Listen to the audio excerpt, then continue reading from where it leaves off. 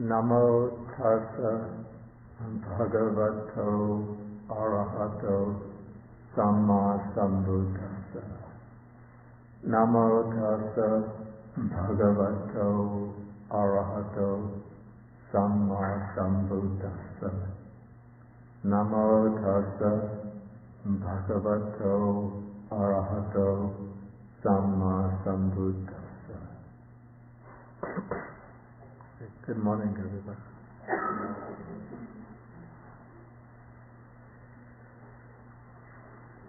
Okay, we have been studying now. We are in the chapter Mastering the Mind. And we've been studying the sutra on mindfulness of breathing.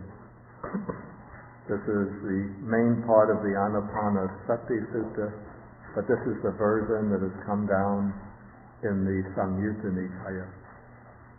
So if you remember, this sutta takes the form of the Buddha is going to explain how one thing, here I'm on page 291, he's going to explain how the concentration by mindfulness of breathing, this is Anapanasati Samadhi, that this concentration is one thing which, when developed and cultivated, fulfills the four establishments of mindfulness, the four satipatthana.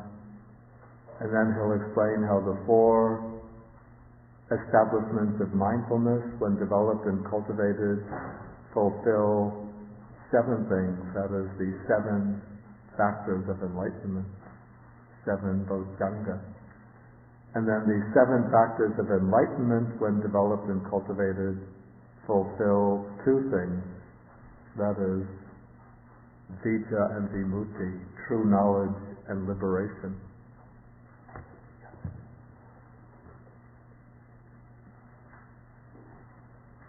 Okay, so the Buddha begins by explaining first mindfulness of breathing. And he does so in terms of called the 16 steps. Often they're spoken of as 16 steps. But as I explained last time, these are not sequential steps. They're not necessarily sequential steps that you follow from 1 to 2 to 3 to 4, then on to 5, 6, 7, 8, all the way up to 16. It's not a sequence like that. But rather, the way I would see it is that these 16 so-called steps might be considered 16, what did I use?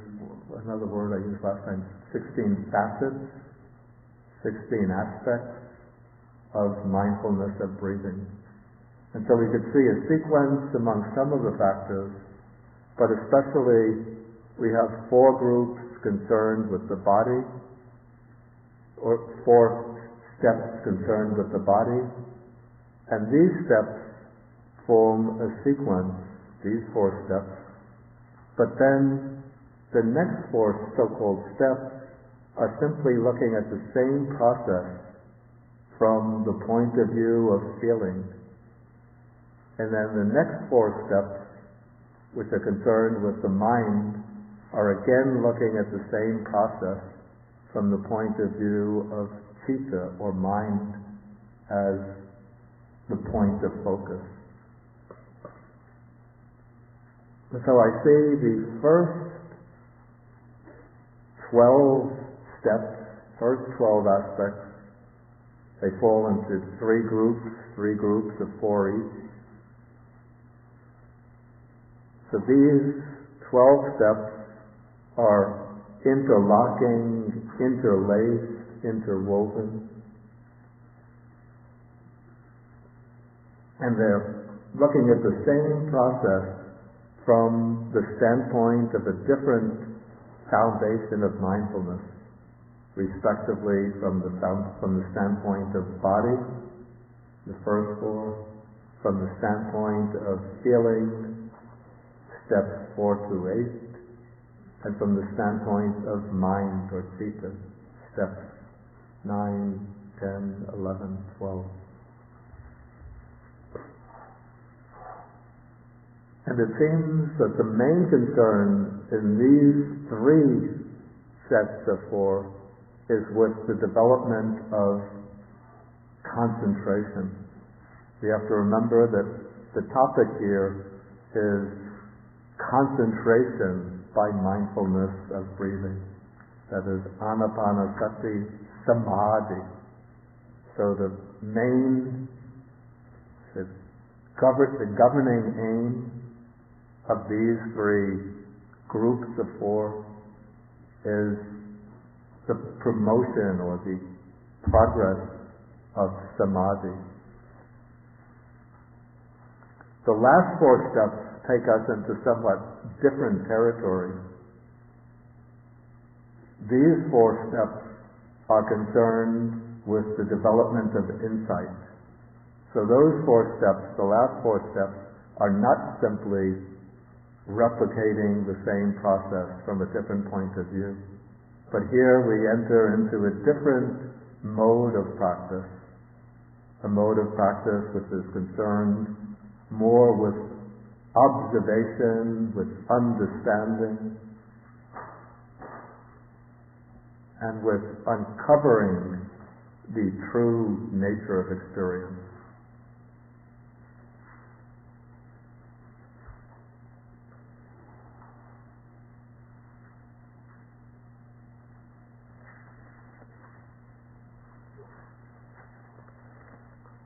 Okay, in the last class, we simply went through the 16 aspects of mindfulness of breathing.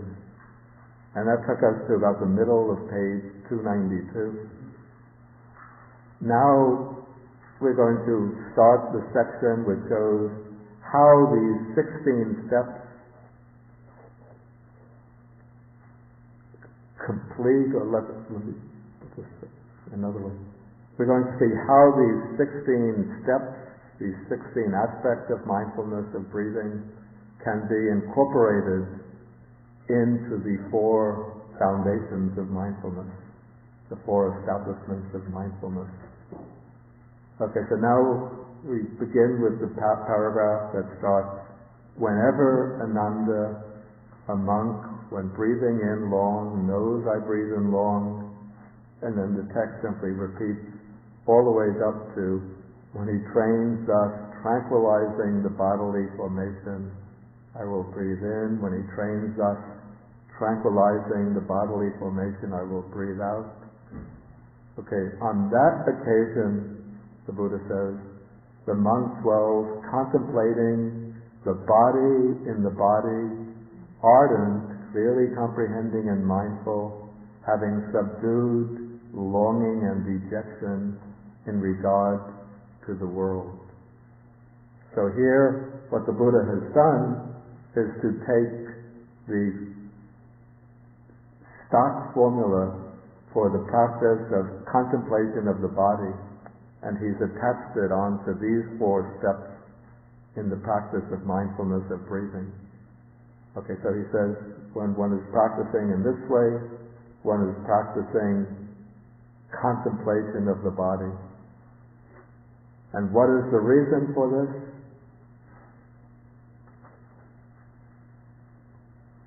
Then comes the explanation, the answer.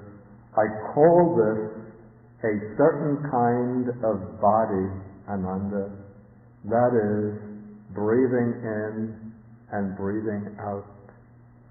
Okay, so here, kaya yatadang Ananda. I don't remember exactly the Pali.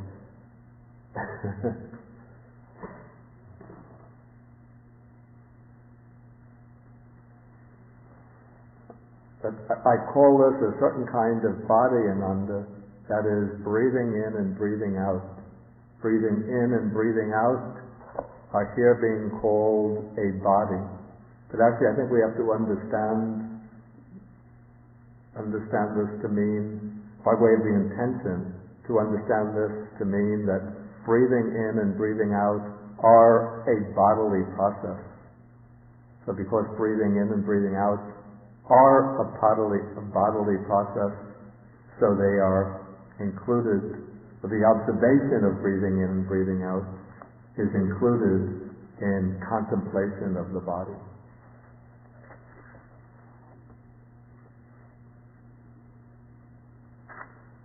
Okay, so therefore, whenever the meditator is practicing in any of these ways, breathing in long, he knows he breathes in long; breathing out long, he knows he breathes out long; breathing in short, he knows it; breathing out short, he knows it; experiencing the bodily formation, I breathe in; experiencing the whole body, I breathe in; experiencing the whole body, I breathe out; tranquilizing the bodily formation, I breathe in; tranquilizing the bodily formation, I breathe out. When one is engaged in any of those exercises, then one is directly contemplating the actual act of breathing in and breathing out. And so because breathing in and breathing out pertains to the body, one is therefore practicing contemplation of the body. Okay, now we come to the next group of four. This begins with experiencing rapture, I will breathe in; experiencing rapture, I will breathe out. And then it goes through to tranquilizing the mental formation, I will breathe in; tranquilizing the mental formation, I will breathe out. Okay, so these four steps, the Buddha says, when one is practicing these four steps, on that occasion one dwells contemplating feelings and feelings, ardent, clearly comprehending, mindful, and so on. Okay, for what reason? Why is this contemplation of the feelings? And here comes I have to say, this is a little bit of a strange statement. I call this a certain kind of feeling, Ananda, that is close attention to breathing in and breathing out.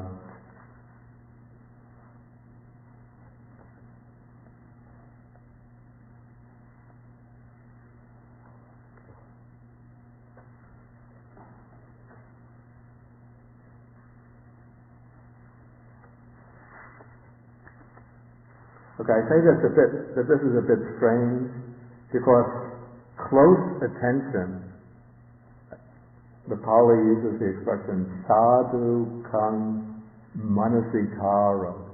Manasikaro is what we usually translate as attention. So attention itself is not a feeling. Attention is, you could say, the act of observation, the act of consideration, the act of, literally it means bringing into the mind. So bringing into the mind the in-breath and the out-breath. But for some reason, that's not really comprehensible to me. The text says, I call this a certain kind of feeling. But let us look at the four components of this, what's called the contemplation of the feelings here. First we have experiencing rapture. Rapture, in Pali piti, also translated joy. Technically, even rapture is not a feeling, but it's, you could call this, it's a mood of the mind. But this mood of the mind that we call rapture is closely associated with sukha, which is pleasure or happiness. And so first, as one is observing the state of the mind, what arises, what becomes prominent first is rapture. Rapture is this uplifting joy, this joy that floods into the mind and gives this sense of exuberance, of exhilaration. But then as one goes on observing that exuberance, that joy, one sees that right behind it, subtler and softer, is a pleasant feeling. And so as one attends to this experience, that is a going along with the in and out breathing. As one's attention becomes more refined, one is able to focus through the joy, and one can perceive and discern the feeling of pleasure, the feeling of happiness. So for this reason, because rapture arises together with happiness or pleasure, rapture is mentioned first in the four factors that belong to the feeling group. But when rapture starts to cool down a little bit, to lose its intensity, then the happiness or pleasant feeling becomes more prominent. So then as one mindfully attends to the in and out breath, one becomes aware that one is experiencing this happiness. Then one redirects the attention while still focusing on the pleasure or happiness. One considers this pleasure or happiness as just a formation of the mind. And so one now is experiencing the happiness not so much simply as a bare feeling, but as a mental formation.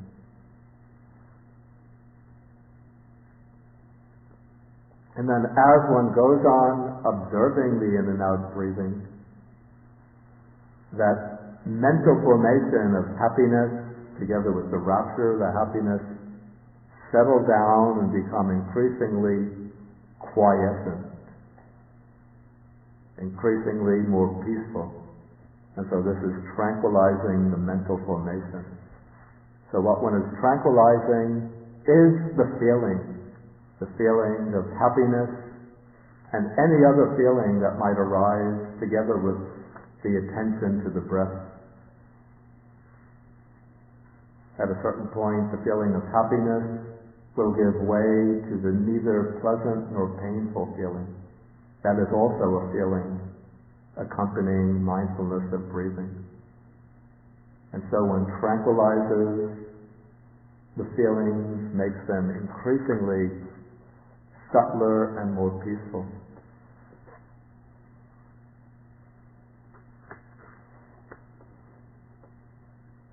Perhaps it's because the attention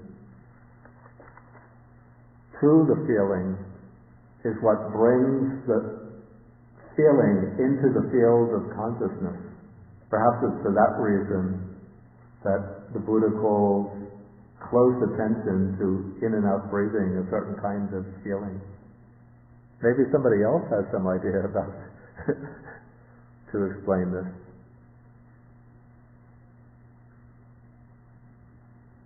Anybody have any ideas?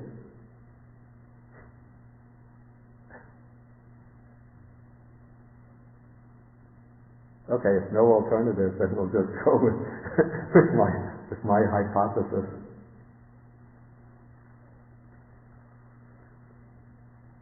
Okay, next we come to the four steps, the four aspects, which are focusing on the observation of the breath from the perspective of mind.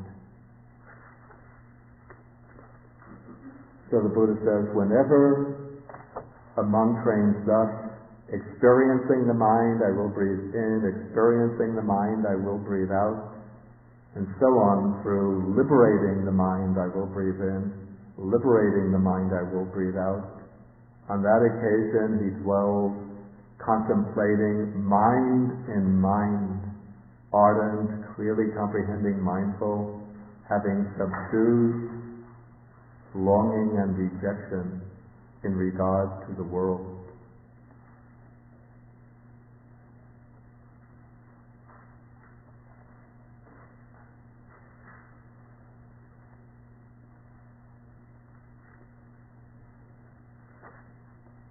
Okay, again, these four steps are examining the contemplation of mindfulness of breathing from the standpoint of mind. by dissecting the contemplation of mind into four steps, four aspects. Okay, so as one is quieting down the mental formation, that is the feeling, at a certain point one will deflect the attention to the mind. And so as one turns the attention to the mind, what first becomes prominent is simply experiencing the mind. Perhaps in this case we could see it like in the Satipatthana Sutta. One might be experiencing the mind in terms of whether it's a mind with attachment, without attachment, with aversion, without aversion, with delusion, without delusion. So one is experiencing the mind in terms of whatever mental qualities become prominent in the mind.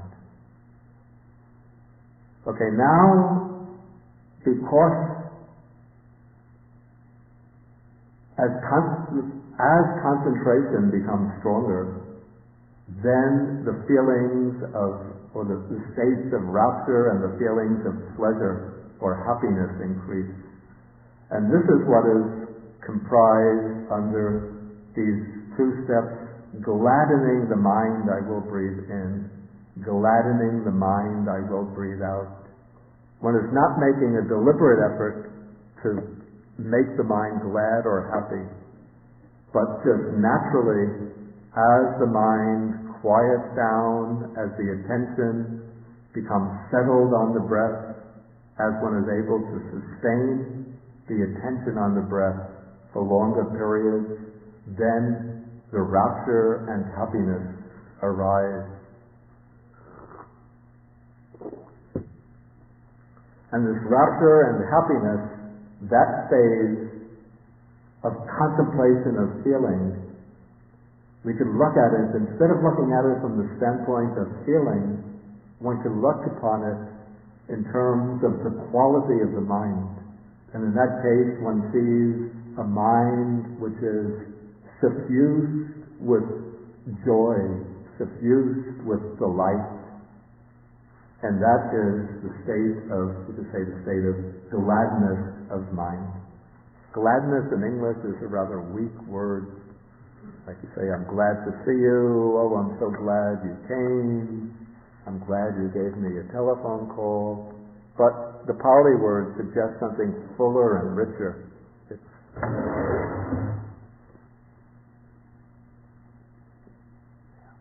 The Pali word here is pramodayam.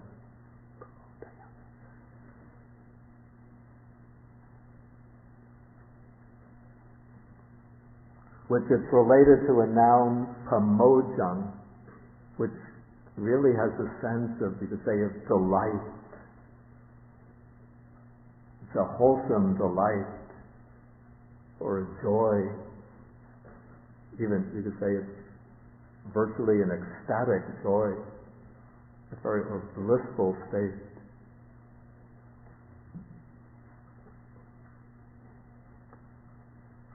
And both the verb and the noun are based on the root mood.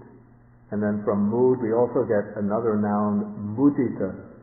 If you know the four Brahma-viharas, the four divine states, the third one is mudita. That means rejoicing in the good fortunes of others. Sometimes translated altruistic joy or sympathetic joy. Okay, so now as one is breathing in and out mindfully, the mind is getting suffused with this rapture and happiness, and then this is expressed here as gladdening the mind, or filling the mind with this joy, with this bliss.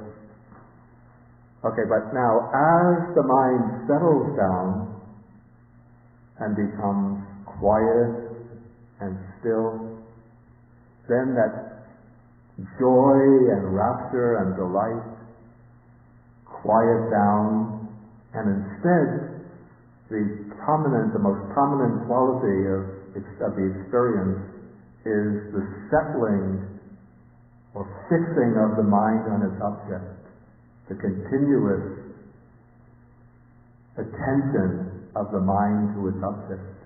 And so this is expressed as concentrating the mind. I will breathe in, concentrating the mind. I will breathe out. So here the key word, samadhayan citta. Samadhayan is related to the noun samadhi. So now one is entering into a deep samadhi, a state of deep concentration.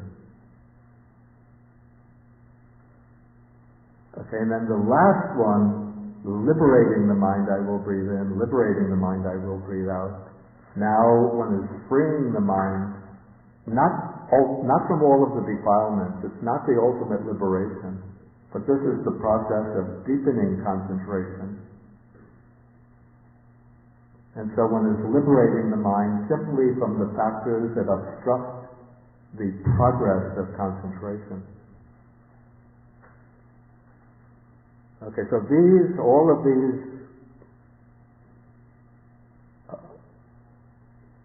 these aspects of mindfulness of breathing are now aspects of contemplation of the mind. So for this reason, the Buddha says, one dwells contemplating mind and mind.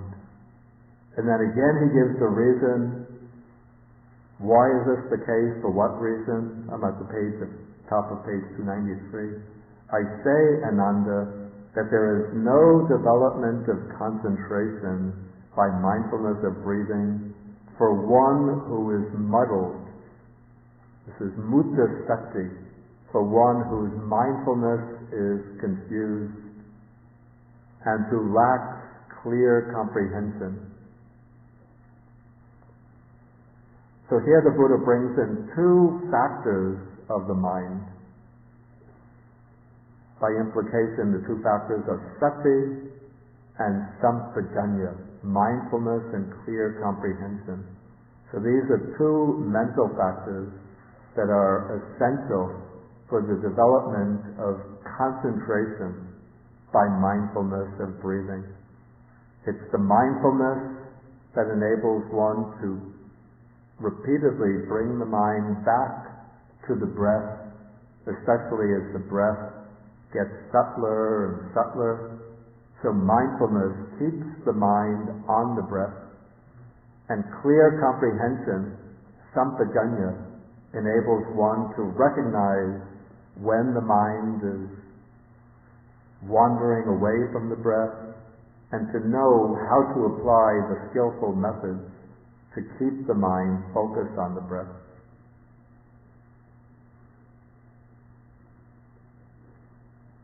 Okay, so that is how one dwells contemplating mind and mind. Okay, then we come to the last four factors. And as I said, these four factors are somewhat different from the others. Here we're not describing the process of concentration, but rather the development of insight. So we move from contemplating impermanence, then contemplating fading away, the vanishing of phenomena, contemplating cessation, the complete absence of phenomena that previously existed, then contemplating relinquishment, giving up attachment to impermanent phenomena.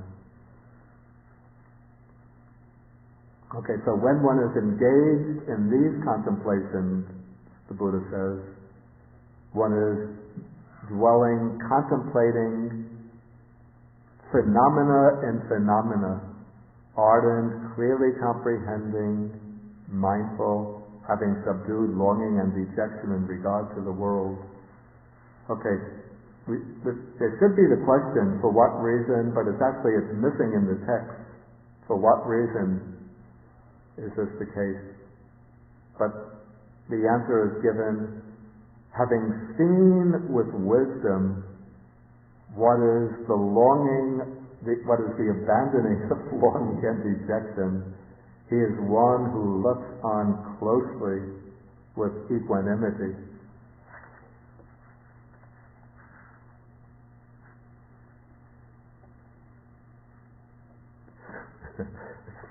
Not a model of perfect clarity, I would say.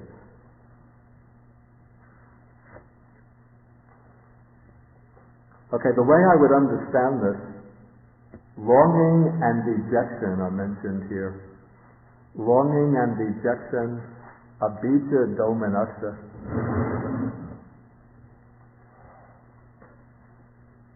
Okay, the commentary connects abhijja and domanassa with the 5 mental hindrances. Abhijja, translated as longing, is often used as a synonym, or sometimes used as a synonym, for sensual desire, sensual craving, the first hindrance. Then domanassa, dejection, sadness, displeasure, mental displeasure, is connected with ill will, which is the second hindrance. And so, according to the commentary, these 2 states mentioned here represent all 5 hindrances. And so the 5 hindrances are the first group that's mentioned in the Satipatthana Sutta under contemplation of phenomena. And so what one sees here is the abandoning of longing and dejection. Because now, having moved through the state of concentration, one sees that the 5 hindrances are gone. And then one looks on closely with equanimity. Okay, equanimity is what? Amongst different groups of phenomena, different groups of processes.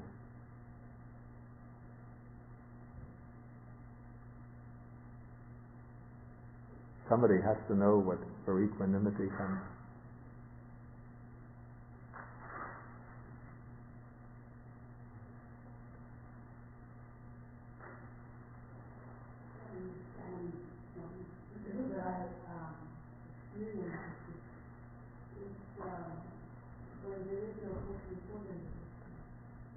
Wait, use the microphone. She's giving you the microphone. If I understand from my little experience, it's when there is no push and pull in the system, the mind or the body. No, I don't want an explanation what equanimity is. Maybe my question wasn't so clear. There are groupings of dhammas or phenomena in the Buddha's teachings, and equanimity, where does that come in amongst them? I think Richard wants to answer.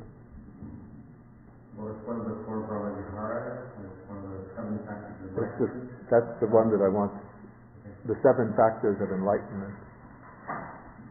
So it's the 7th of the 7 factors of enlightenment. And so in the Satipatthana Sutta, where we have contemplation of phenomena, dhammanupassana, one of the groups is the 7 factors of enlightenment. And the last of these 7 factors of enlightenment is equanimity. And so there's, under the contemplation of phenomena, dhammanupassana, there's a kind of tension or battle, maybe a rivalry between the 5 hindrances and the 7 factors of enlightenment. So when the 5 hindrances are active, then the 7 factors of enlightenment are in the background. They can't arise and develop. And when the 5 hindrances, as one is working to remove the 5 hindrances, then the 7 factors of enlightenment start to become stronger. Then when one overcomes the 5 hindrances, then the 7 factors of enlightenment can start to flourish. And so there's this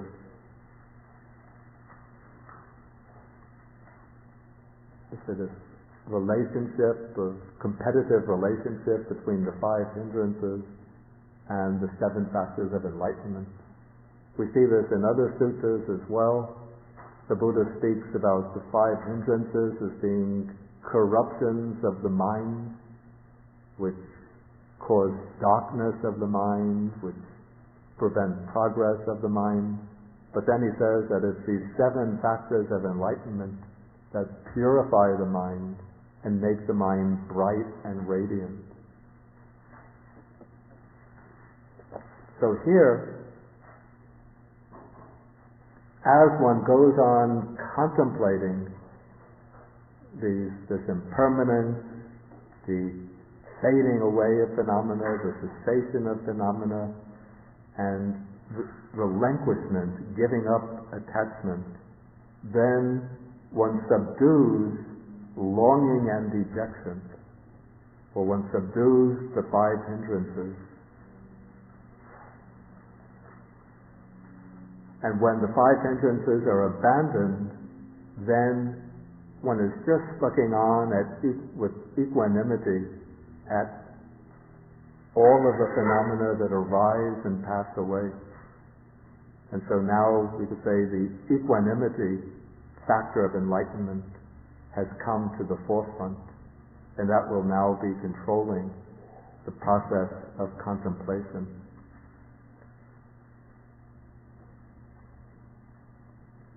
So that is why these 4 steps come under the contemplation of phenomena. Okay, so now this whole section concludes with the statement, when concentration by mindfulness of breathing is developed and cultivated in this way, it fulfills the 4 establishments of mindfulness.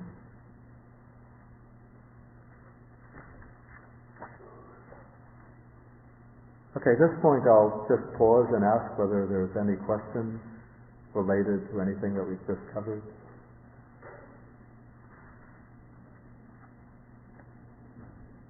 Okay, Richard has a question.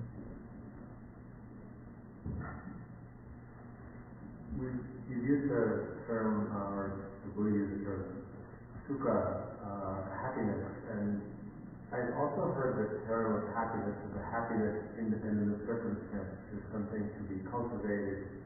And this seems to be different. It's like a happiness with for pleasure. You're associating with pleasure. Yeah.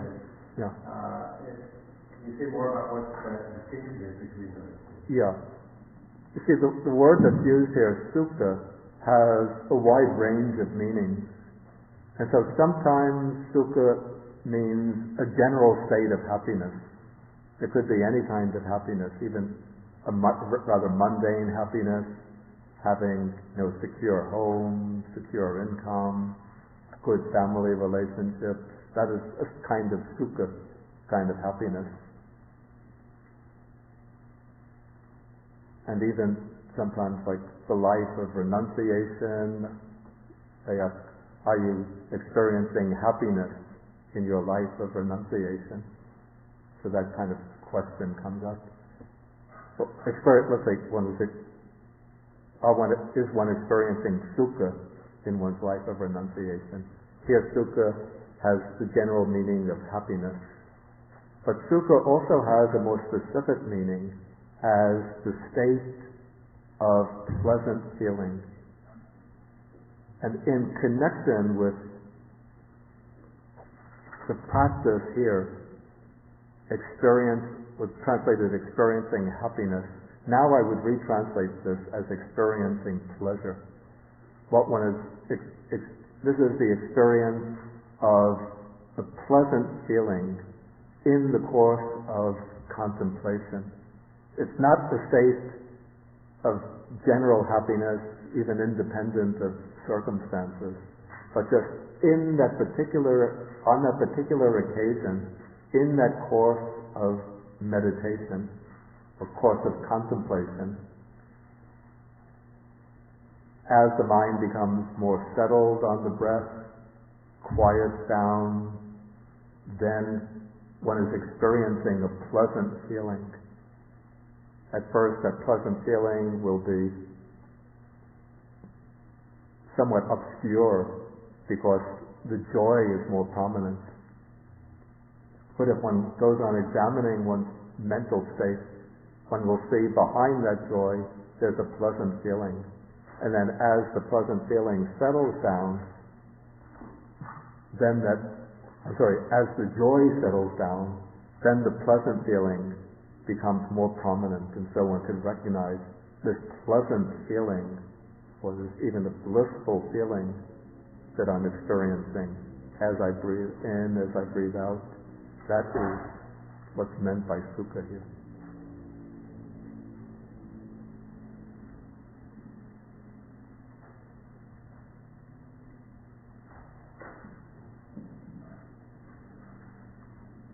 Did somebody else have a question? Okay. And you have to ask a question, Suki. Not a lecture. If you want to give a lecture, I'll come down.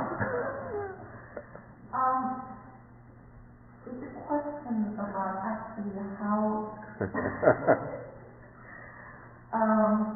when you practice this anapanasati with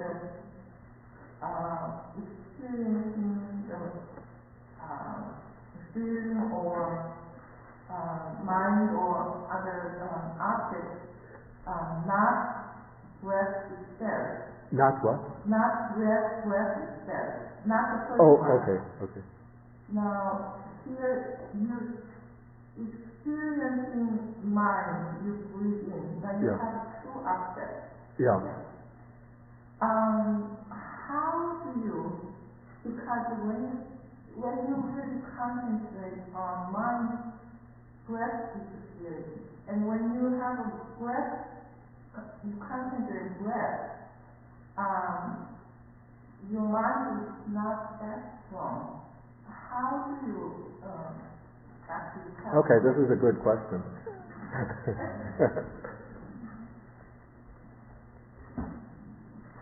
Okay, let me just take what you said. You said when you concentrate on the mind, then the breath disappears, or one loses the track of the breath. But then the second part of what you said, when you concentrate on the breath, then the mind is not that strong. That is what I would disagree with.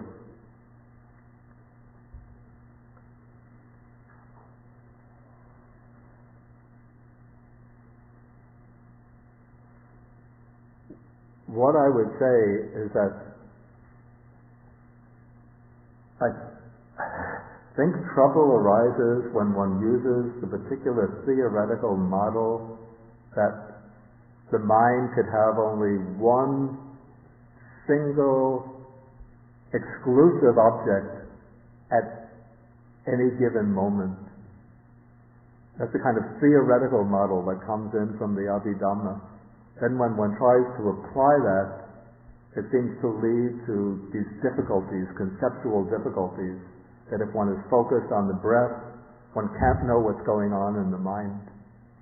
But if one leaves that theoretical model, puts it aside, and just attends to what one is actually experiencing, one will see that one can be experiencing the breath, one can have one's attention on the breath, and still know what one is feeling. One can still know what is going on in the mind. It's not that they're mutually exclusive.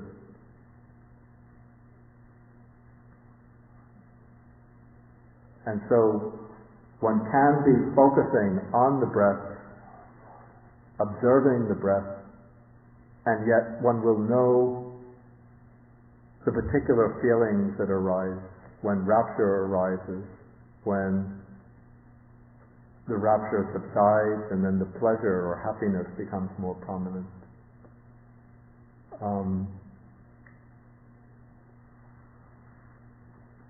It doesn't mean that one doesn't turn the attention away from the breath, and then drop the breath and then focus on the feelings or focus on the state of mind.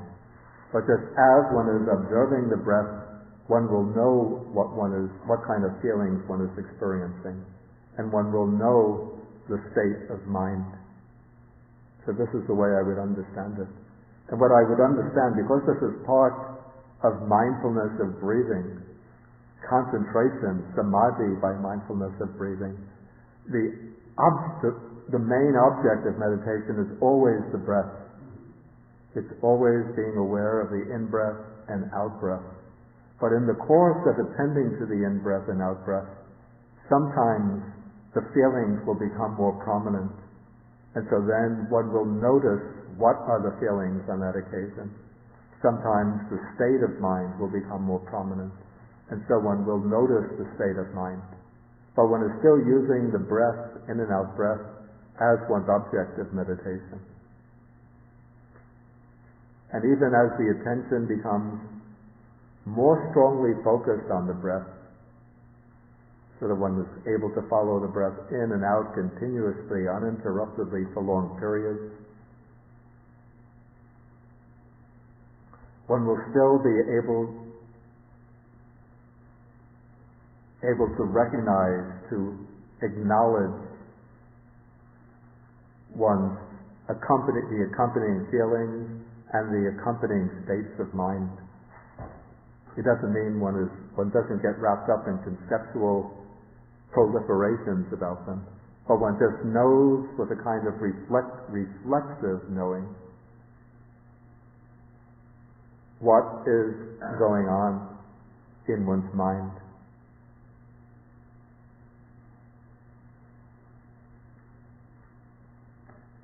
Okay, so that's the way I would understand it. Any further questions? Yes, please. Yeah, what is your name, since I don't do George? Okay.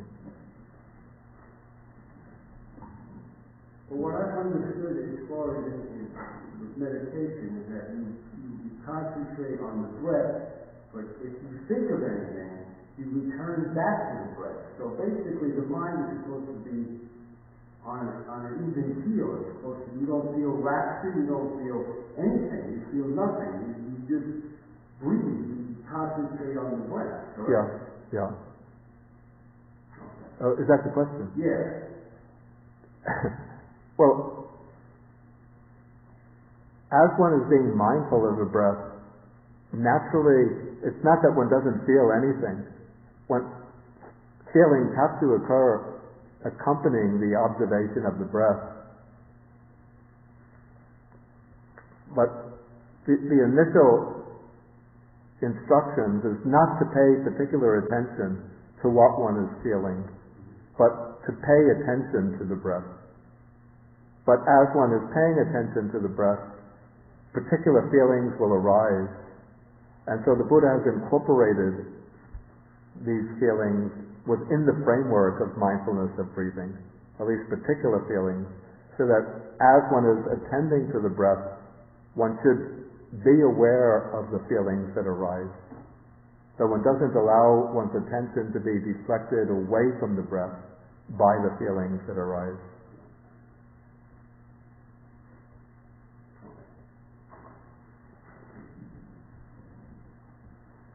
I guess in the same vein of questioning, coming to the fourth section of contemplating impermanence and fading away, seems to suggest a more active role while still the breathing in and out. And how is that? Okay, that's a good question. Okay, it seems to me that in the case of the fourth tetrad, the fourth set of four, it's handled a little bit differently than the others. Here,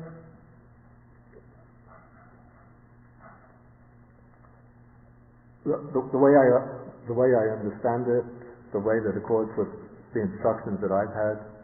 Okay, now one is practicing the mindfulness of breathing, and one has been attending to the breath in and out, and now to shift into the mode of insight, what one does first, there are like certain steps that are not mentioned within the framework of the sutta.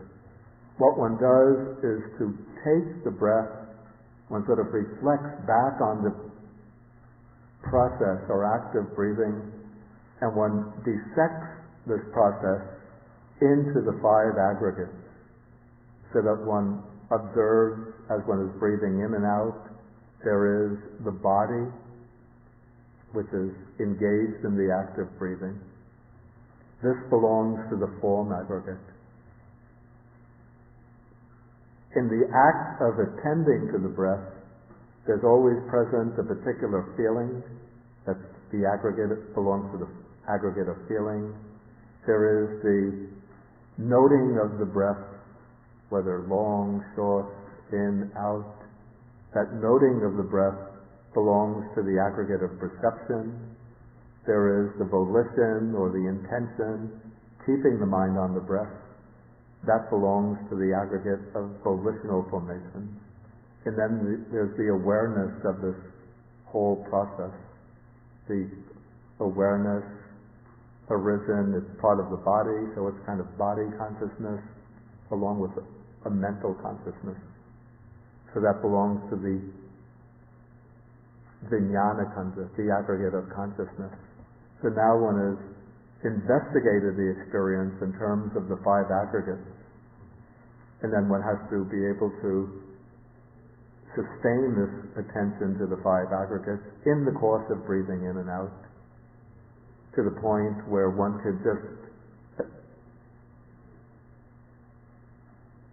home in on any particular aggregate one wants to, and then observe it continuously for a sustained period of time.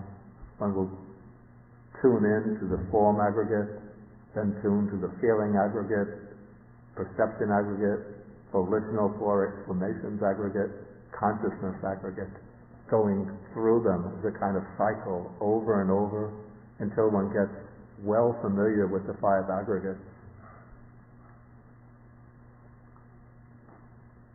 Okay, then when one brings in, when one could focus in closely on the 5 aggregates, then one focuses upon any particular aggregate to notice the arising and passing away that's taking place in that aggregate from moment to moment at subtler and subtler levels, till even in what seems like the snap of a finger, one might be noting hundreds of acts of arising and falling away.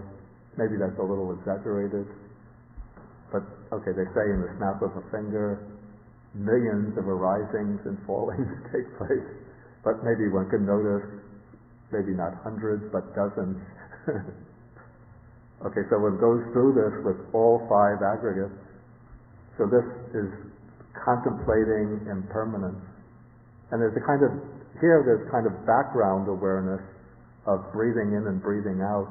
And it's actually the process of breathing in and breathing out that this is the objective field for this observing the impermanence. And so one is observing the impermanence of the 5 aggregates in the act of breathing in and breathing out. So that brings one to contemplating of impermanence. And then from there one goes into contemplation of fading away, that is the vanishing of the 5 aggregates from moment to moment. Then the cessation is their non-existence after they had been existent. And then by contemplating the cessation of all these 5 aggregates, then one gives up the attachment to them. That is the relinquishment.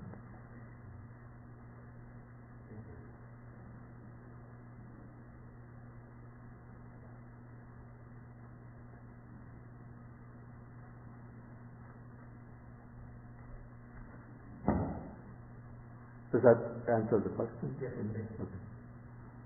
Any further questions? Okay, then we can move on into the next section of the sutta.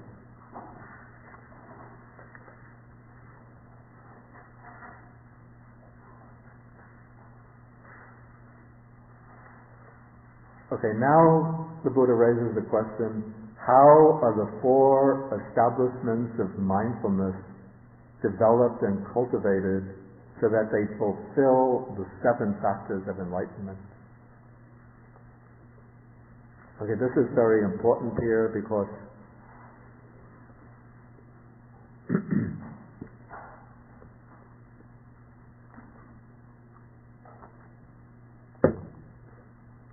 the 7 factors of enlightenment are the 7 qualities of mind that have to be developed in order to make that breakthrough to enlightenment.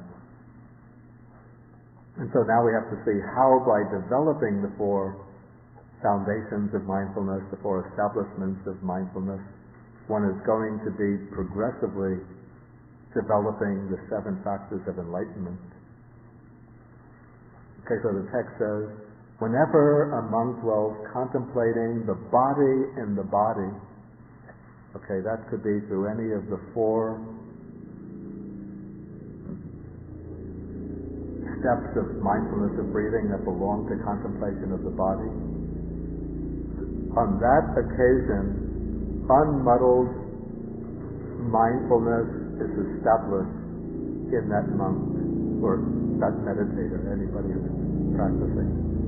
Whenever unmuddled mindfulness has been established in the meditator, on that occasion, the enlightenment of mindfulness, the enlightenment factor of mindfulness is aroused or awakened by that meditator. On that occasion, the meditator develops the enlightenment factor of mindfulness. On that occasion, the enlightenment factor of mindfulness goes to fulfillment by development.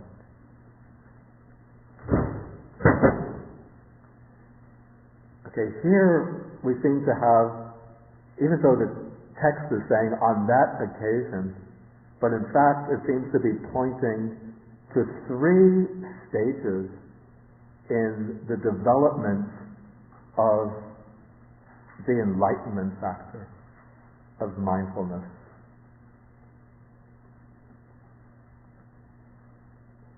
Okay, first, as one is practicing contemplation of the body, okay, one has to be developing what's called unmuddled mindfulness, a mindfulness which is sustained continuously in all activities. In the case of mindfulness of breathing, the mindfulness will have to be present through every in-breath, every out-breath, through all of the stages of the in-breath, all of the stages of the out-breath. Okay, so now the first stage in the development of the enlightenment factor is indicated by the expression, the enlightenment factor of mindfulness is aroused by the monk. So now it's set in motion, it's brought up, it's awakened. But once it is brought up and awakened, as one goes on practicing, then that enlightenment factor of mindfulness is developed.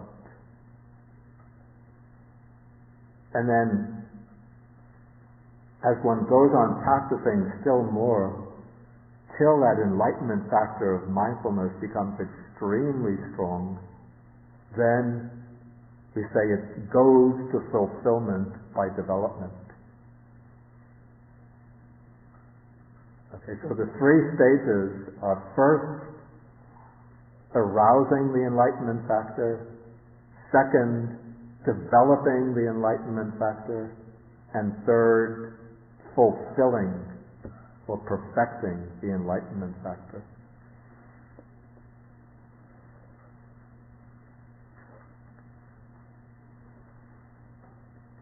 Okay, now the text says, dwelling thus mindfully, he discriminates that phenomenon with wisdom, examines it, makes an investigation of it. So this, the way I understand it, this seems to become especially pertinent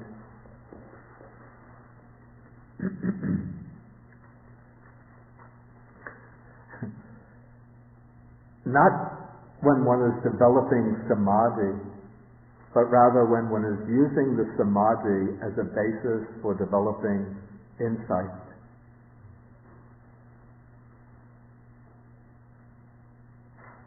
So maybe I'll backtrack on that.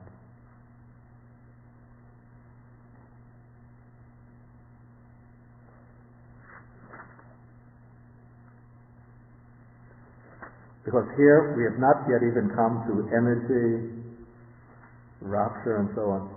Okay, the way I would understand this now, dwelling that thus mindfully, he discriminates that phenomena with wisdom, examines it, makes an investigation of it. What I would understand by this, as one is mindfully attending to the primary object, to the in and out breathing, different states of mind arise.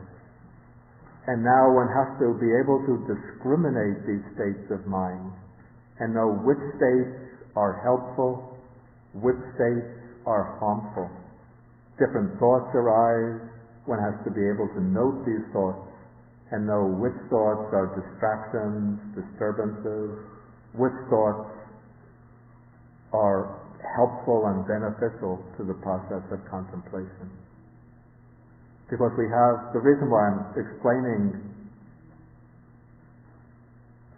the second enlightenment factor in this way, in some suttas we have an explanation of what is meant by the discrimination of states, discrimination of phenomena, enlightenment factor. And then the Buddha says, here the monk discriminates unwholesome and wholesome states, blameworthy and praiseworthy states, dark and bright states, together with their counterparts. So I don't think that the second factor of enlightenment, it's not yet the development of insight into the three characteristics. But in the early stage, it's discriminating the different qualities of mind, different states of mind, different thoughts that arise, in order to distinguish what is beneficial, what is harmful, what is wholesome, what is unwholesome.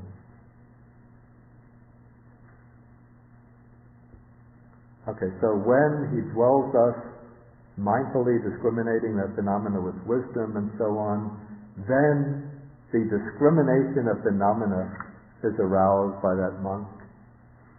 Okay, that's the first stage, arousing it. Second stage, he develops the enlightenment factor of discrimination of phenomena. And third stage, the enlightenment factor of discrimination of phenomena goes to fulfillment by development. Okay, now we come to the third stage. Okay, while he discriminates the phenomenon with wisdom, examines it, makes an investigation of it, his energy is aroused without slackening. That's now, the meditator is now very energetically engaged in this process of examining the mind, discriminating the wholesome and unwholesome states. And so the energy becomes strong without slackening. Okay, so now on that occasion, the enlightenment factor of energy is aroused by the monk. That's the first stage. On that monk, he develops the enlightenment factor of energy. Second stage. On that occasion, the enlightenment factor of energy goes to fulfillment by development. That's the third stage. Okay, when the energy is aroused, then there arises in him spiritual rapture.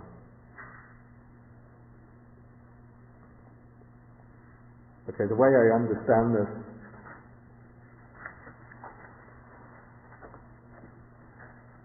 okay, one discriminates the wholesome and unwholesome states. That's the second enlightenment factor. One uses one's energy to remove the unwholesome states and to strengthen the beneficial states. When one has strengthened the beneficial states, then the mind is able to focus more continuously on its object. And then as this concentration is improving, then there arises this rapture, this state of intense joy. Okay, when this it's here called this spiritual rapture. It's not the worldly, sensual joy or rapture. Okay, so whenever spiritual rapture arises in the monk, then on that occasion the enlightenment factor of rapture is aroused. That's the first stage. Then one develops the enlightenment factor of rapture, makes it stronger, and then one goes on practicing, so the enlightenment factor of rapture goes to fulfillment by development. Okay, when rapture arises, it's an exhilarating, uplifting experience. It has a kind of excitement to it. But one doesn't get swept away by this exhilaration. One doesn't get carried away by it. But one just recognizes rapture has arisen, let it arise, let it continue, and one just brings the mind back to the in and out breathing. And as one does so, the rapture settles down, it becomes quiet. It continues, but it continues at a mild pitch, not these waves, uplifting waves and thrills and currents of ecstatic joy. But it's just a quiet, continuous current of joy within the mind. And so when rapture settles down like this, then the mind also becomes tranquil. Okay, and so when the body, the Buddha says, the body becomes tranquil and the mind becomes tranquil. Both become tranquil. And so when the body becomes tranquil, when the mind becomes tranquil, then the enlightenment factor of tranquility has been aroused. On that occasion, as one goes on practicing, developing it, then one is developing the enlightenment factor of tranquility. And then as one practices further, the enlightenment factor of tranquility goes to fulfillment by development. Okay, now when the mind becomes tranquil, the body and mind become tranquil, then happiness arises, or we say this pleasant feeling becomes more prominent.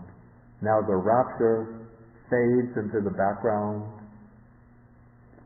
This tranquility, serenity, calmness becomes all-pervading, and as a result, the mind, one experiences with the mind this very pleasant feeling. It's not like gross sensual pleasure, but it's a very refined, very subtle, very enjoyable, pleasant feeling. And so one just rides with that pleasant feeling. One just lets the mind merge with that pleasant feeling. And as the mind merges, or rather we should say the mind merges with its object, with the in and out breathing, through the vehicle of that pleasant feeling, sort of prodded on by that pleasant feeling, or drawn towards the breath, because the breath, the attention to the breath brings that pleasant feeling. And so as one then settles in on the breath, because of that pleasant feeling, then the mind becomes concentrated.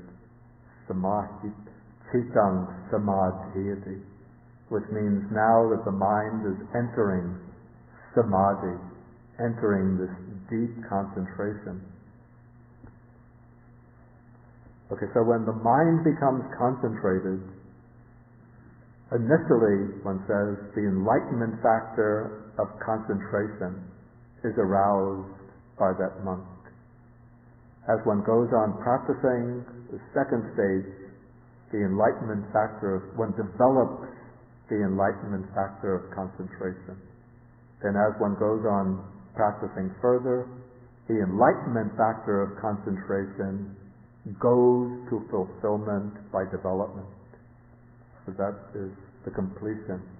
It means the samadhi is going on to deeper and deeper levels of concentration.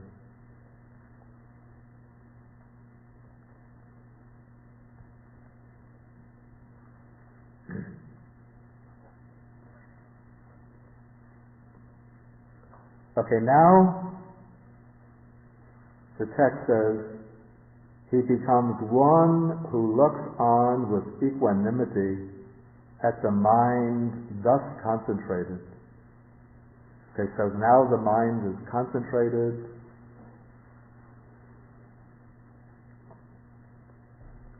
The text says he looks on with equanimity at the mind thus concentrated. For me to make sense out of this, I have to reformulate it a little bit. The way I would understand it,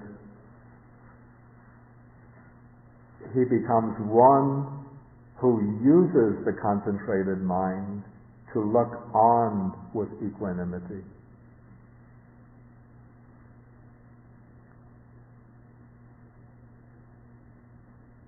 And so one looks on with equanimity at any phenomena, any dharmas, especially the dharmas of the five aggregates that are arising and passing away.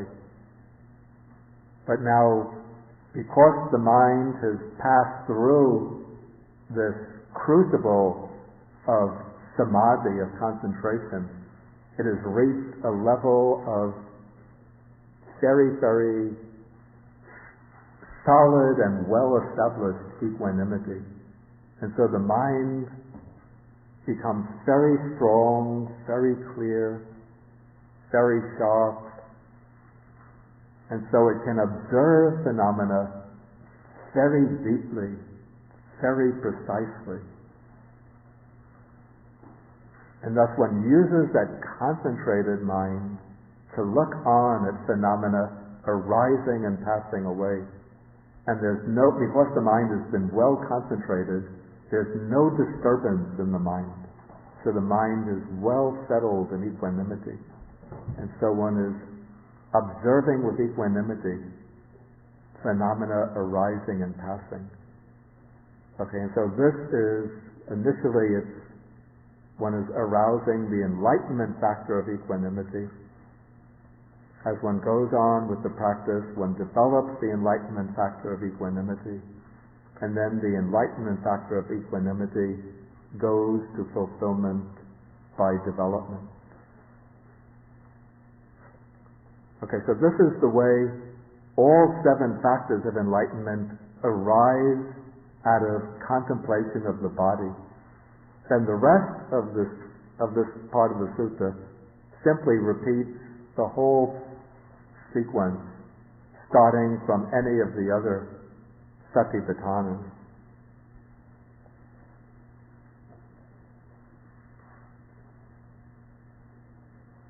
Okay, so we don't have to go through that. It's just a repetition. And then the text concludes, it is when the 4 establishments of mindfulness are developed and cultivated in this way that they fulfill the 7 factors of enlightenment. Okay, so now we come to the next section. This is, how are the 7 factors of enlightenment developed and cultivated so that they fulfill true knowledge and liberation?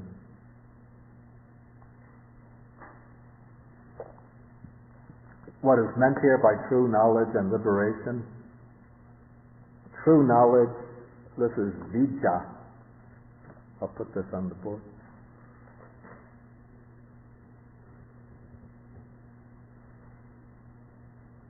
Vijja, what's called true, translated as true knowledge, this would be the knowledge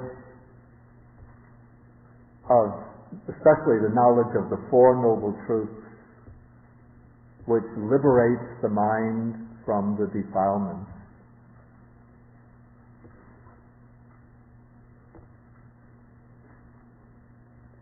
Especially this would be the four world-transcending realizations, the four lokuttara jnanas, world-transcending knowledges.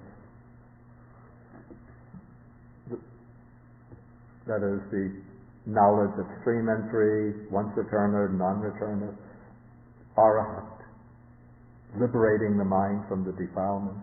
And then vimutti here, that is the liberation that comes through that knowledge. When one knows the Four Noble Truths as they really are, with that world-transcending knowledge, world-transcending realization, then the mind is liberated from the defilements. And so how does that world-transcending knowledge, how does that realization arise? It arises by developing and perfecting the 7 factors of enlightenment. And so the Buddha uses here, or the text uses here, a stock formulation. Here, the monk or any meditator develops the enlightenment factor of mindfulness, which is based upon seclusion, dispassion, and cessation, maturing in release.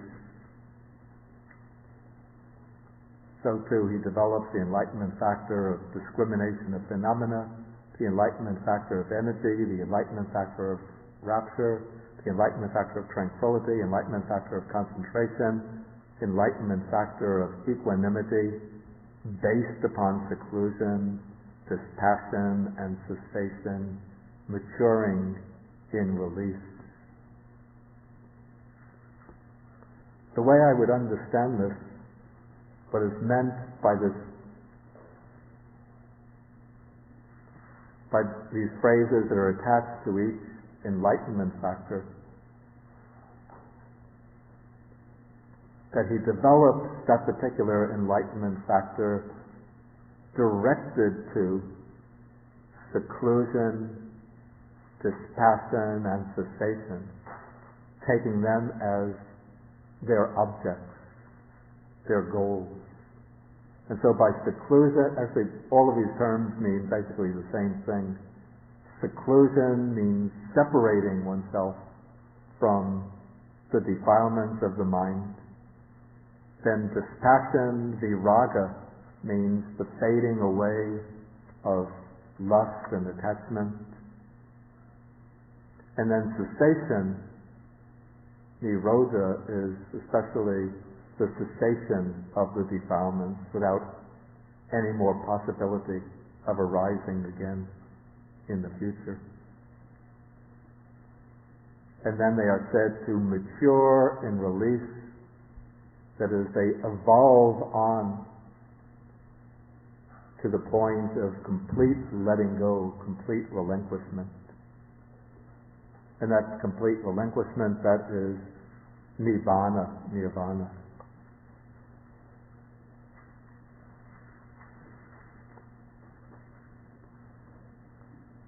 Okay, and then the text concludes, it is when the 7 factors of enlightenment are developed and cultivated in this way that they fulfill true knowledge and liberation.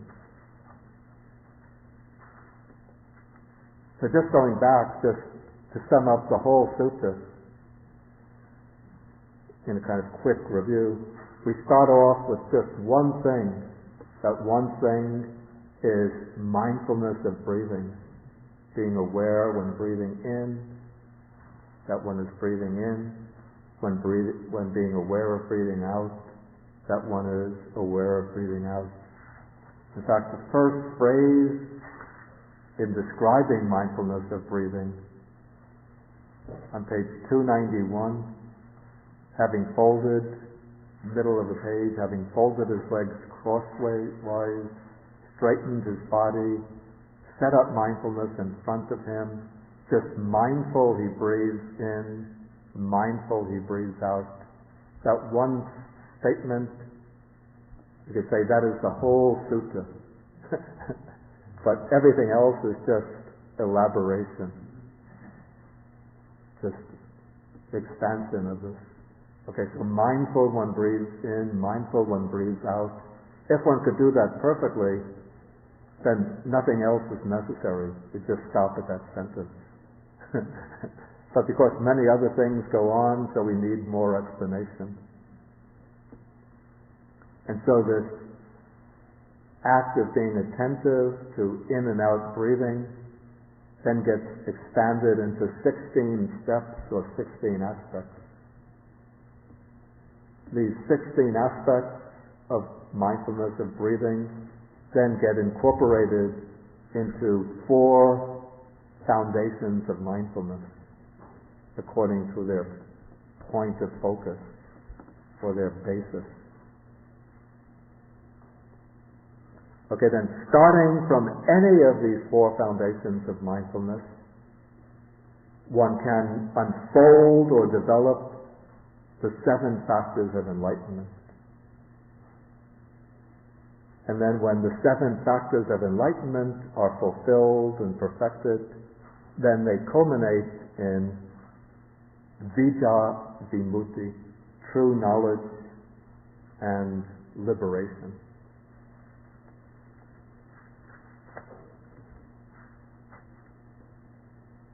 Okay, at this point I'll ask whether there's any questions on anything covered in this whole sutta. Yes.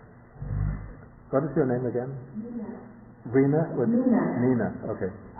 You had said about, what was the thing that you said about dispassion? The first one was the... Seclusion? Seclusion, I got it. Dispassion. Okay, dispassion, yeah, dispassion is literally, it's viraga, which means separation from raga. Raga means passion, lust, attachment. Let us say passion in the negative sense. I think that there's good types of passion. Like somebody is enthusiastic about the Dharma, we just say that's the kind of passion. But by raga is meant a kind of passion that brings attachment.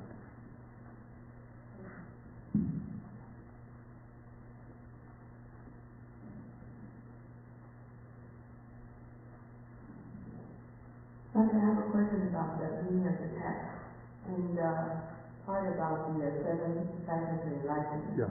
The text was started by saying, while you discriminate that phenomenon with wisdom, Yeah. examine the next investigation of it. What does it mean by that phenomenon? That phenomenon.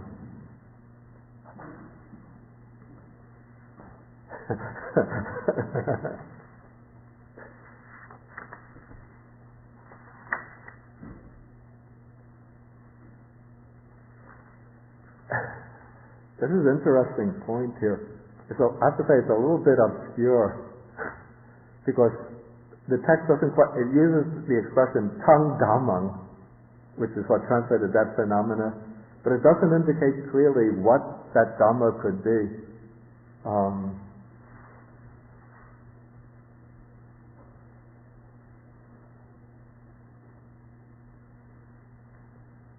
Does it refer to body in the first group, and in the second group refers to feeling and mind and so on and so forth?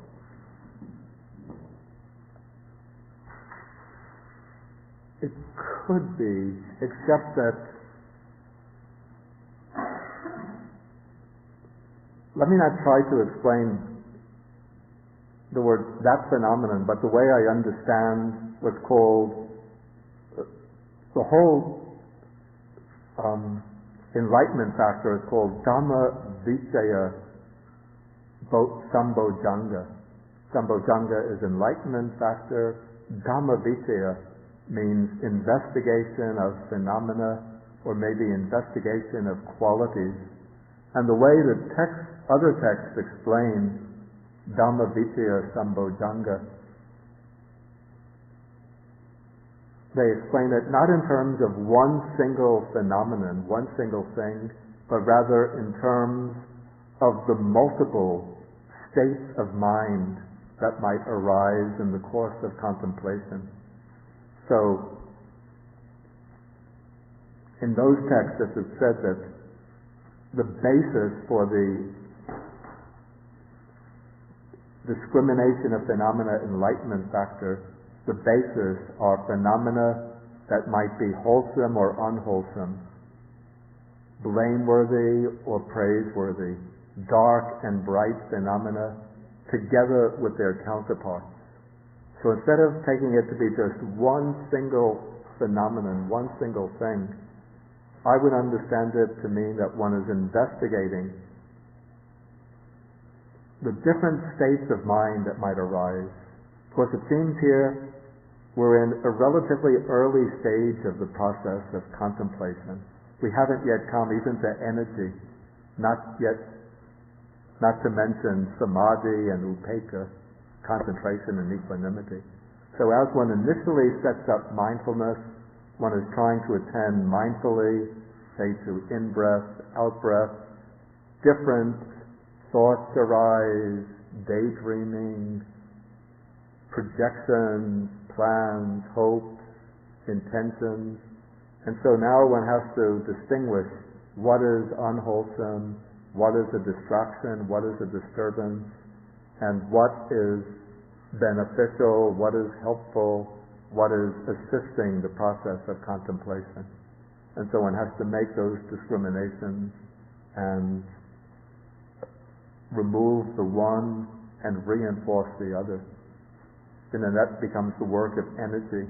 Energy is what that particular mental factor that's exerted to eliminate the unwholesome and to awaken and to strengthen the wholesome. But then, the way I understand, this is an important point I should mention. I think I've mentioned this earlier. But even though the seven factors of enlightenment are presented as a sequence, we shouldn't think that as one enlightenment factor arises and comes to prominence, that the earlier enlightenment factor just disappears. But rather, as one enlightenment factor arises, it supplements, it complements the previous enlightenment factors, until when all seven have arisen, then they work together as a team. They're all united in this task of contemplation. And so then we have mindfulness, then we have the investigation of phenomena, energy.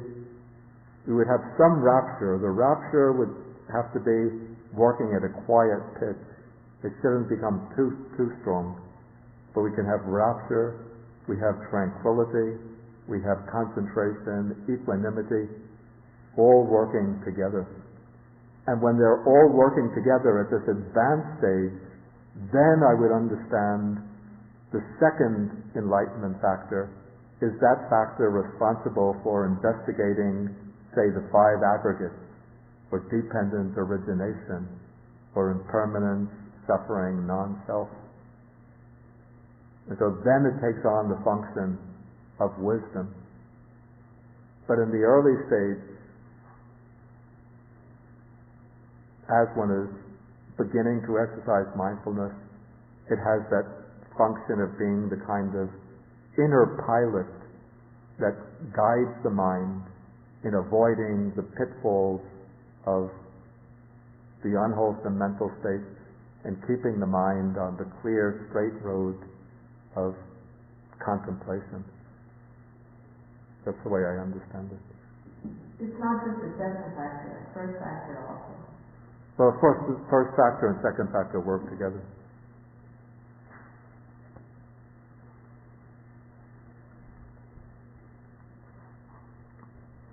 Okay, let's do it again.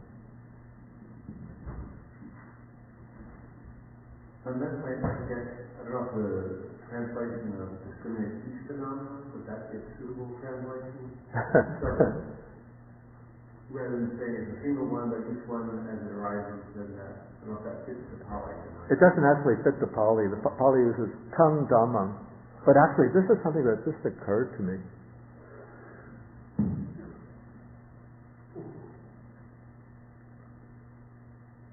It's an interesting point from a linguistic point of view.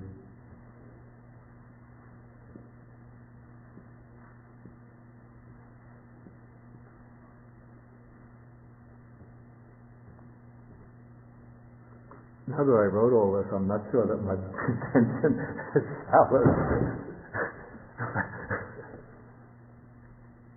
In Sanskrit, and I think even in Vedic Sanskrit, this would be the kind of Sanskrit used even before the time of the Buddha, the plural would have been tan dharman. In Pali, the plural becomes te dhamme. But now it would be easy if the Buddha was using a dialect which was related to Vedic Sanskrit. He might have had something like tan dhamman, which then it would have been easy to mistakenly turn it into a singular, to go from tan dhamman, reciters who are preserving the text through oral recitation could be reciting tan dharman, tan dharman.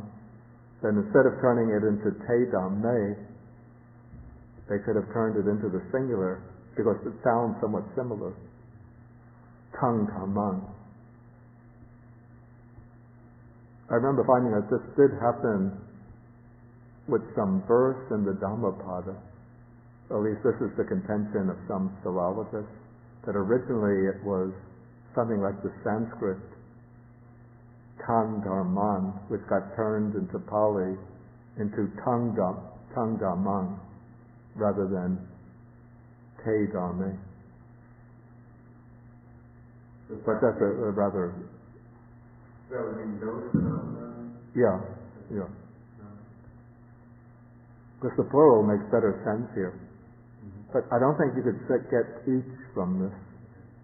You would have to have then tung dhammang, a repetition. The other more of a question I had was each factor of enlightenment, the development of each factor of enlightenment, and how one goes about developing the factor of enlightenment in this context. It arises. Okay. Yeah. It develops some activity to promote it. To promote its development. The way I would understand it, it develops in the course of just continuing to work with the practice of the mindfulness of breathing. It's not that one then leaves aside mindfulness of breathing to devote one's attention specifically to the task of developing the factor of enlightenment.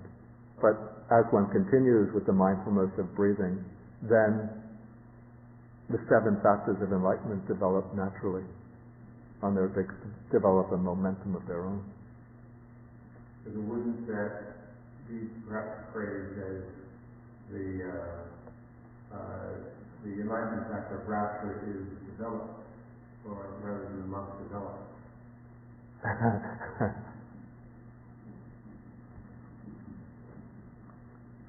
If I remember, the Pali does use the phrase so.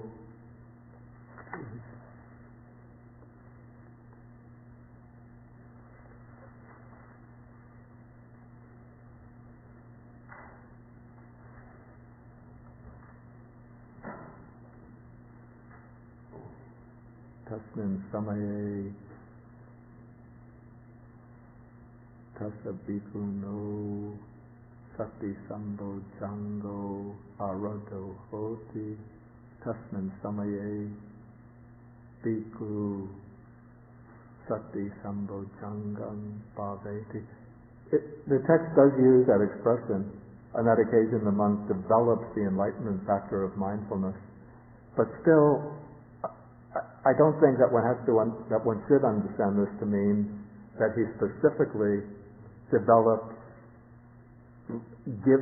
puts aside mindfulness of breathing to develop the enlightenment factor of, say, discrimination of states, or the enlightenment factor of energy or joy. But just as one goes on, the vehicle is the mindfulness of breathing. But as one goes on with the mindfulness of breathing, the enlightenment factors arise.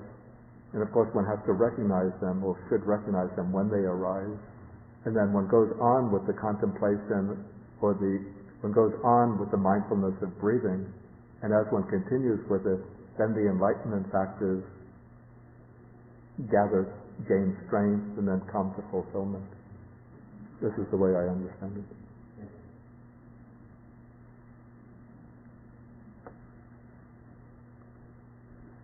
Any further questions?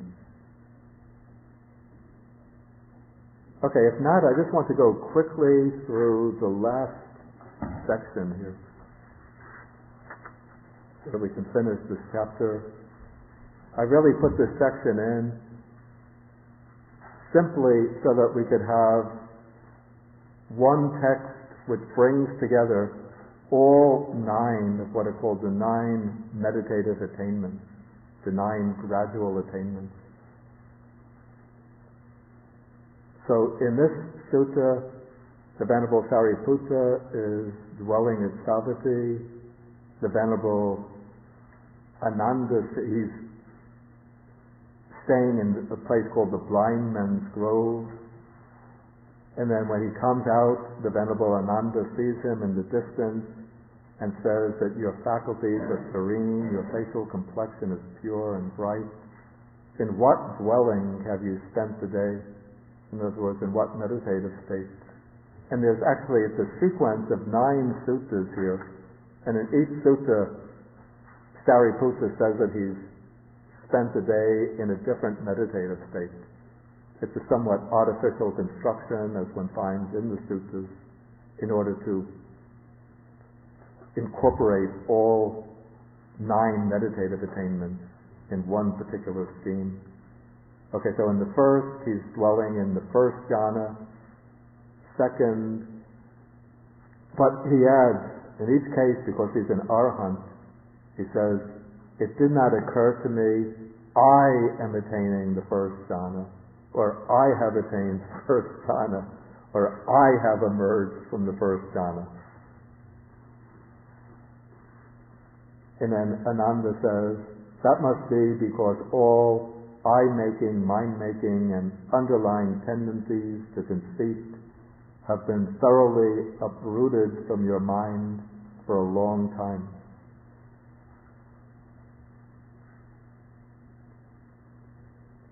Okay, in the second, we come to the second jhana, third passage, the third jhana, the fourth jhana.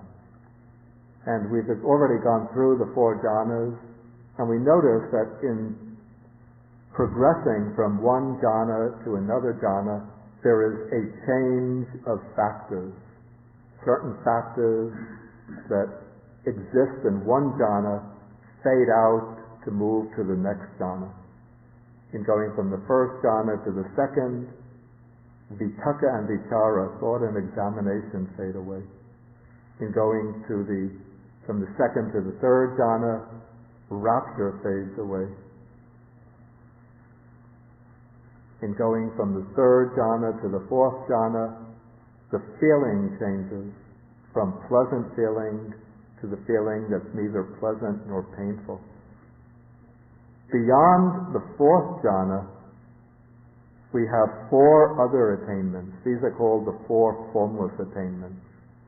The first is the base of infinite space. The second is called the base of infinite consciousness.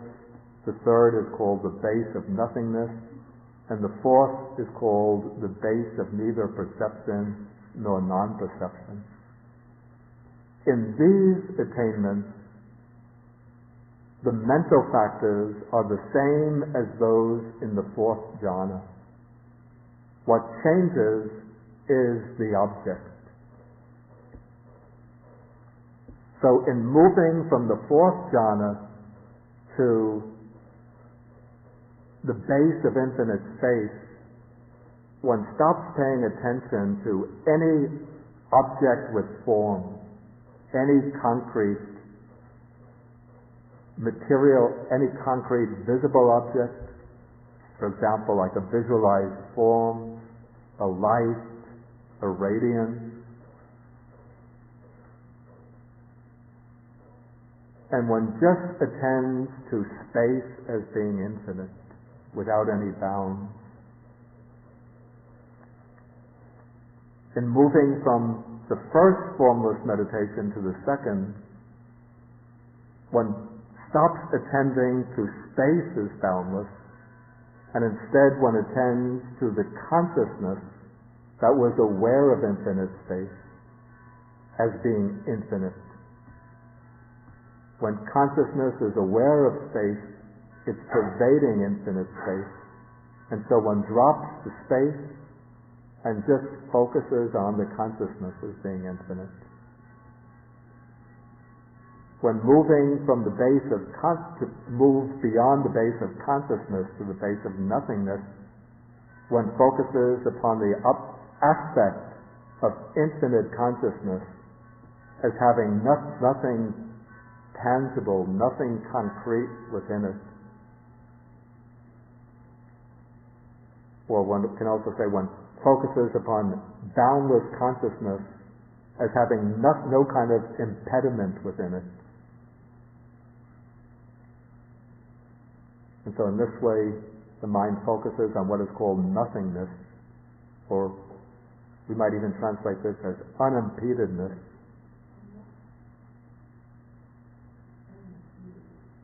Excuse me? I said unimpededness, without any kind of impediment.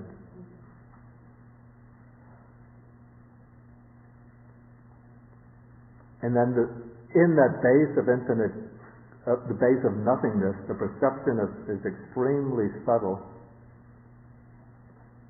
But then one can pass one step beyond that to a state where the perception becomes so subtle, so fine that one cannot even say whether it exists or not. That is called the base of neither perception nor non-perception. And then beyond that, there is a state, a meditative state, called the cessation of perception and feeling, in which all perception and feeling completely cease.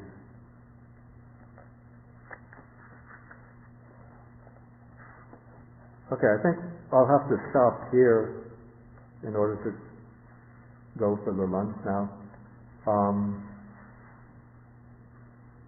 Okay, I'll come back at 12 o'clock, and if anybody has any questions, we'll have a very short question and answer session.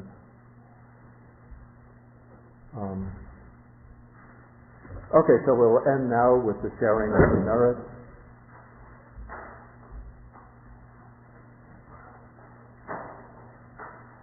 Then I will have the class next week, and next week we will start on the section on wisdom. I'll try to go through the first passage on the 8 conditions for wisdom, and then go into the first few sections of the discourse on right view.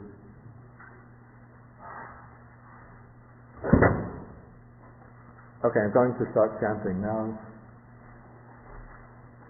Akasata Japumata Deva Naga Mahesika Punyantang Anumoditva Sirang Rakantu Sasanam Akasata Japumata Deva Naga Mahesika Punyantang Anumoditva Sirang Rakantu Desanam Akasata Japumata Deva Naga Mahesika Punyantang Anumoditva Tirang rakantu mang param.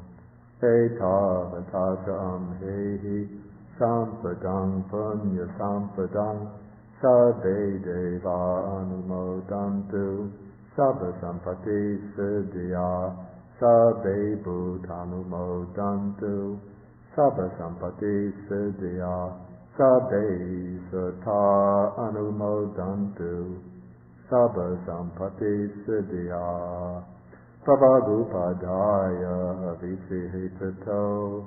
Etantare satakayupapanna. Rupya rupicha. Asanya sanyino. Tukha pamusantu. Pusantu nibuddhi.